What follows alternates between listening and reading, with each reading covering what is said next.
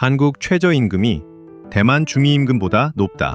이 문장 하나가 대만 야후와 각종 커뮤니티를 완전히 폭발시켰거든요. 좋아요 3만 개 넘게 받은 댓글이 있었는데 내용이 이겁니다. 우리는 GDP 축하하고 있는데 현실은 한국 편의점 알바보다 못 번다. 그리고 2만 개 이상 추천받은 댓글도 있었어요. 대만은 숫자는 선진국인데 월급은 아직도 개발도상국이다. 단순히 한국을 부러워하는 수준이 아닙니다. 지금 대만 내부에는 우리가 도대체 어디서부터 잘못된 거냐? 집단적인 자괴감이 퍼지고 있거든요. 이건 단순한 인터넷 반응이 아닙니다. 한 나라의 자존심이 흔들리고 있다는 겁니다. 사실 대만은 한때 한국보다 잘 살던 나라였습니다. 1980년대, 1990년대만 해도 한국이 대만을 따라간다는 말이 많았으니까요. 전자산업도 강했고 제조업 경쟁력도 탄탄했습니다. 근데 지금은 상황이 완전히 뒤집혔습니다. 대만 방송에서는 이런 말이 나왔습니다. 한국은 임금을 올렸고 대만은 숫자만 올렸다. 이게 무슨 뜻이냐면요. 대만 GDP는 올라갔는데 일반 사람들이 체감하는 삶은 별로 안 좋아졌다는 겁니다. 경제 지표랑 실제 생활 사이에 엄청난 괴리가 생긴 거죠. 여기서 첫 번째 반전이 나옵니다. 대만 방송에서 가장 강하게 지적한 게 바로 외국인 노동자 문제였습니다.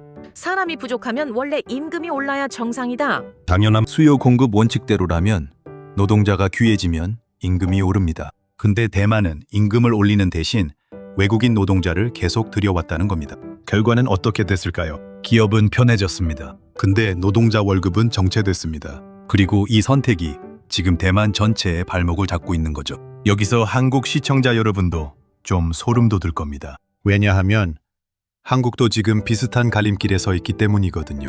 외국인 노동자 확대냐, 국내 임금 인상이냐. 이 선택지 앞에서 어떤 결정을 하느냐가 10년 뒤를 가릅니다. 특히 대만 댓글창에서는 호주 이야기가 엄청 많이 나왔습니다. 대만에서는 안 하던 일이 호주에서는 된다는 반응이었는데요. 이유는 단 하나입니다. 임금이 4배 차이 나니까요. 언어도 안 통하고 가족도 못 만나는데 사람들은 떠납니다. 결국 노동자들은 감성이 아니라 가격으로 움직인다는 겁니다.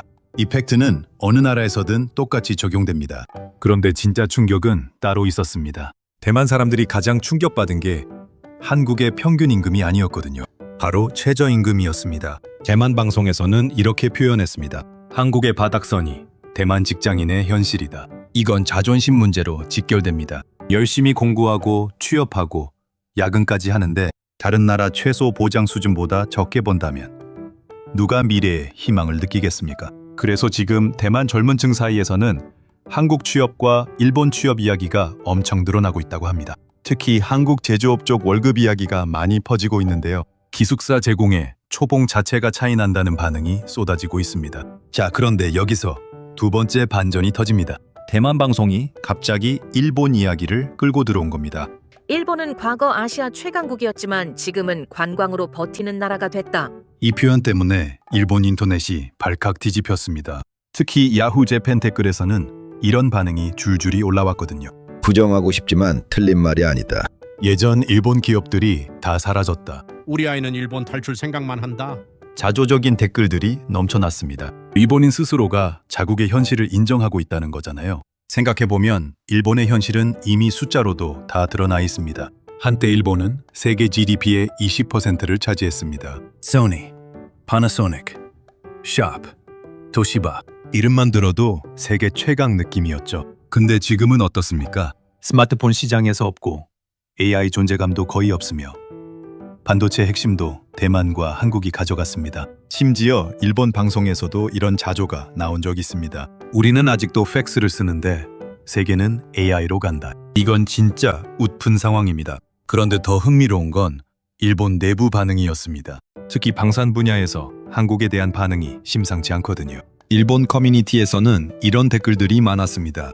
한국 무기는 왜 이렇게 빨리 성장했냐? 우리는 아직 회의 중인데 한국은 이미 수출 계약한다. 실제로 한국 방산 수출 속도는 세계가 놀랄 수준입니다. 폴란드 계약 때도 그랬죠. 반면 일본은 규제와 절차, 내부 이해관계 때문에 속도가 느리다는 평가가 많습니다. 같은 시간에 한국은 계약서에 도장 찍고 일본은 아직 내부 검토 중인 겁니다. 그리고 대만 방송에서는 일본 조직 문화도 강하게 비판했습니다. 실력보다 눈치가 중요해졌다.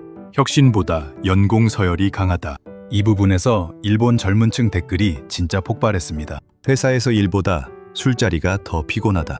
능력보다 버티기가 중요하다. 그래서 다들 해외 가고 싶어 한다. 일본의 기업 문화 자체가 지금 세대와 맞지 않는다는 겁니다. 그 사이에 능력 있는 젊은이들은 하나둘씩 떠나고 있고요.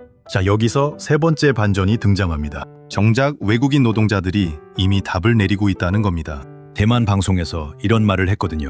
이주 노동자는 가장 솔직한 경제 지표다. 감정이 아니라 돈만 보고 움직이는 사람들이 어디로 가는지 보면 그 나라의 경쟁력이 보인다는 겁니다. 그리고 지금 동남아 노동자들 사이에서는 한국 선호도가 압도적으로 높아졌습니다. 임금 차이 때문입니다. 특히 제조업과 건설업 쪽에서는 한국에서 몇 년 일하면 고향에 집을 산다는 말까지 나온다고 하더라고요. 반면 일본은 엔저 때문에 예전만큼 매력이 줄었다는 반응이 많습니다. 엔화 가치가 떨어지면서 실제로 환산해 보면 기대했던 것보다 훨씬 적게 가져간다는 거죠. 대만은 더 심각합니다. 생활비는 올라갔는데 월급 상승 체감이 약하다는 불만이 계속 나옵니다.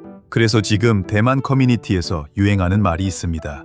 우리는 선진국 물가로 살면서 개발도상국 월급을 받는다. 이 말이 왜 무섭냐면요. 젊은 세대가 미래를 포기하게 만들기 때문입니다. 돈이 안 모이고 집값은 높고 아이 낳을 엄두도 안 납니다. 결국 출산율이 무너집니다. 그리고 이건 일본도 이미 겪고 있는 문제죠. 그래서 대만 방송에서는 한국을 단순히 잘 나가는 나라가 아니라 아시아에서 드물게 아직 상승 에너지가 남은 국가라고 표현했습니다. 물론 한국도 문제 많습니다. 집값 비싸죠. 경쟁 치열하죠. 스트레스 심하죠. 근데 중요한 건 방향입니다. 한국은 IMF 이후 IT로 갔고 그 다음 반도체로 밀었고 지금은 AI, 방산, 배터리까지 동시에 키우고 있습니다. 위기 때마다 산업 구조 자체를 갈아엎었다는 거죠. 대만 방송에서도 이 부분을 이렇게 표현했습니다. 한국은 위기 때마다 산업 구조를 갈아엎었다. 실제로 그렇죠. 한 번이 아닙니다. IMF도 버텼고 반도체 위기도 넘겼고 중국 추격도 견뎌냈습니다. 그리고 지금은 오히려 AI와 방산에서 존재감을 키우고 있습니다. 이번 대만 방송 이후 일본 댓글 중 하나가 굉장히 인상적이었습니다. 우리는 과거를 자랑하는데 한국은 미래를 만든다. 이 댓글 하나가 일본 내부 분위기를 가장 잘 보여주는 것 같습니다.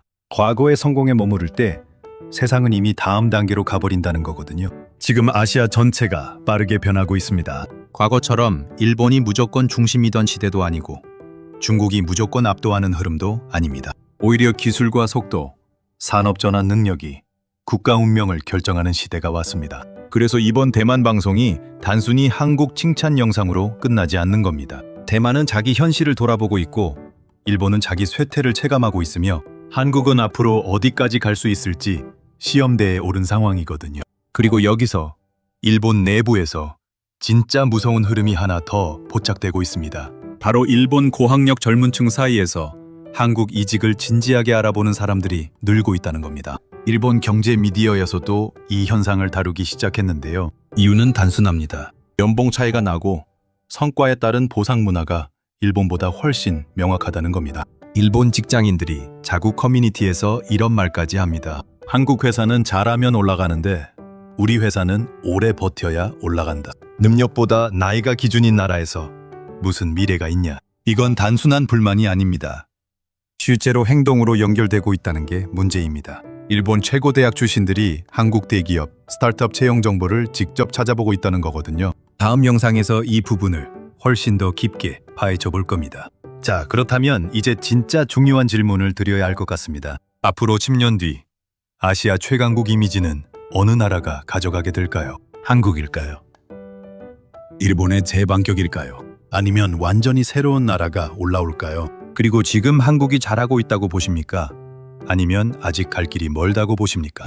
댓글로 여러분 생각 남겨주세요. 다양한 의견이 모일수록 이 채널이 더 재미있어지거든요. 영상이 도움이 됐다면 좋아요와 구독 한 번씩만 눌러주세요. 다음 영상에서는 일본 내부에서 실제로 퍼지고 있는 한국 이직 열풍 이야기를 가져옵니다. 현지 반응이 진짜 충격적입니다. 놓치지 마세요.